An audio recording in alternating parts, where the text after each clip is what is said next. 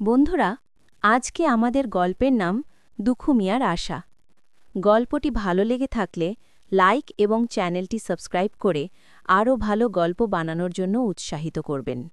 ছোট্ট গ্রাম সাহেবপাড়া, সেখানেই থাকে গরিব কুমোর দুখু মিয়া এবং তার পরিশ্রমী স্ত্রী রোকেয়া। সারাদিন দুখু মাটি কেটে ভিজিয়ে গড়ে একটার পর একটা হাঁড়ি পাতিল কলস পুতুল বানায়। রোকেয়া পাশে বসে কাজ করে, মাটির পাত্রে ছাপ দেয়, রোদে শুকাতে দেয়। তাদের সংসার চলে প্রতি সপ্তাহের হাটে এ পণ্য বিক্রি করে। বউ, শুনছো? কালকে হাটের দিন।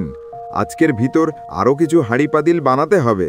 বেশি বিক্রি হলে তো সংসার চলবে। হে, জানি তো, এইগুলো বিক্রি করেই তো সংসারের সবকিছু কিনতে হবে, তাই তো হাত চালাচ্ছে। এই নাও, রাতের খাবার খেয়ে শুয়ে পড়ো, কালকে সকাল সকাল বের হতে হবে। হ্যাঁ, কিন্তু এই ডাল ভাত আর খেতে ইচ্ছে করে না। ঘরে চাল ডাল কিছুই নেই, যা পাচ্ছ সেটাই খেয়ে নাও। হ্যাঁ জানি তো, কালকে হাটে বিক্রি বাটোয়ারা ভালো হলে বাজার সদাই করে নিয়ে আসবো। বলছিলাম, পারলে একটা মাছ কিনে আনিও, অনেকদিন ধরে মাছ খাওয়া হয় না।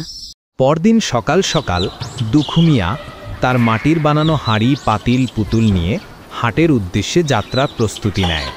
সাবধানে যেও, আর সবকিছু বিক্রি করে বাজার সদাই নিয়ে সন্ধ্যার আগেই এসো।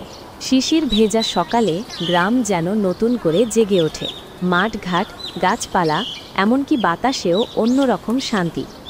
ঠিক সেই পথ ধরে হাঁটছে দুখু মিয়া। তার জীবনের একমাত্র অবলম্বন মাটির হাঁড়ি পাতিল নিয়ে হাটের উদ্দেশ্যে। দুখুর হাটে পৌঁছাতে দেরি হয়ে যায়। দুপুরের ভিড়ে সব ভালো জায়গা দখল হয়ে গেছে। হতাশ মুখে সে বসে পড়ে হাটের একেবারে শেষ কোণে। মনে শুধু একটাই প্রশ্ন, আজও কি ফেরত যেতে হবে বিক্রি না করে? মনে মনে বলে, উপরওয়ালাই ভালো জানে আজকে কি বিক্রি বাটোয়ালা হবে। দুখু আশ্চর্য হয়ে, ও কাকি, তুমি তো আজ অনেক বড় মাছ নিয়ে আসছো। নিবি না কি রে বেটা, একটা মাছ? আর মাছ মাংস এসব তো দূরের কথা কাকি, চাল ডাল কিনারই তো টাকা নাই গো। ধৈর্য ধর দুঃখ, আল্লাহ চাইলেই ঘাটে ভালো সময় আসবে। মানুষ তোর হাতের কাজ চিনবেই একদিন। কিন্তু দুপুর গড়িয়ে বিকাল হয়ে যায়, দুখুর দোকানে কোনো বিক্রি বাটোয়ারা হয় না। দুখুর তখন মন খারাপ হয় এবং সে চিন্তায় পড়ে যায় যে বিক্রি বাটোয়ারা না হলে সংসারের চাল ডাল কিভাবে কিনবে। এদিকে গ্রামের কিয়া শিক্ষক রফিক তরুণ, সৎ ও পরিশ্রমী শিক্ষক। গ্রামের সবাই তাকে ভালোবাসে, কারণ তিনি সবসময় হাসি মুখে সাহায্য করেন। যেমন সাংস্কৃতিক প্রতিযোগিতা, খেলাধুলা বা যে কোনো সামাজিক কাজে তিনি সবার আগে এগিয়ে আসেন। সামনে বার্ষিক ক্রীড়া প্রতিযোগিতা হবে, তাই সে বাজারে যায় কিছু মাটির জিনিস এবং খেলনা সামগ্রী কেনার জন্য।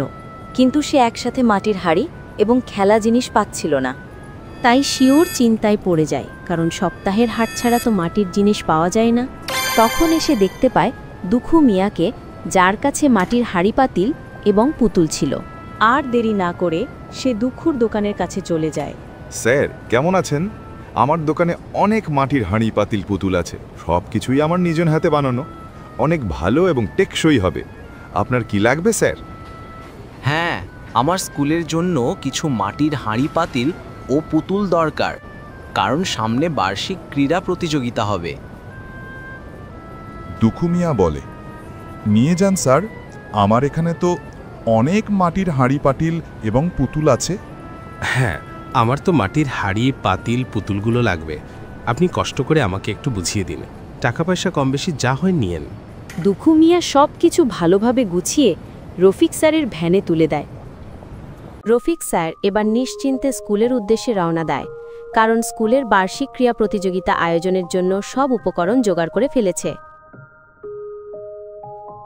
আর এদিকে দুখু মিয়া মাটির জিনিস বিক্রির টাকা দিয়ে অনেক বাজার করে তারপর বাড়ির উদ্দেশ্যে রওনা দিল হাসি খুশি মনে। হাসি, রহস্য আর হৃদয়ের এই গল্পটি যদি আপনার মন ছুঁয়ে গিয়ে থাকে, তবে দেরি না করে এখনই আমাদের চ্যানেলে একটি লাইক দিন।